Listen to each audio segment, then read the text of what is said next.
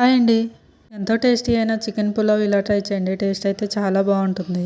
నేనైతే నార్మల్ బియ్యమే తీసుకున్నాను. కావాలంటే బాస్మతి రైస్ అని తీసుకోవచ్చు. గ్లాస్ వరకు బియ్యం తీసుకొని కడిగేసుకొని పక్కన పెట్టేసుకుందాము. తర్వాత హాఫ్ కేజీ చికెన్ కూడా తీసుకొని కడిగేసుకొని పక్కన పెట్టేసుకున్నాక టమాటాలు, కొత్తిమీర, 7 పచ్చిమిర్చి, 2 ఆనియన్స్ తీసుకుందాము. ఆనియన్స్ అయితే సన్నగా కట్ చేసుకొని పెట్టుకోవాలి. తర్వాత ఒక మిక్సీ జార్ తీసుకొని టమాటా, కొత్తిమీర, పచ్చిమిర్చి, 1 కప్ పెరుగు కూడా వేసుకొని మిక్సీ పట్టుకొని పక్కన పెట్టేసుకుందాము.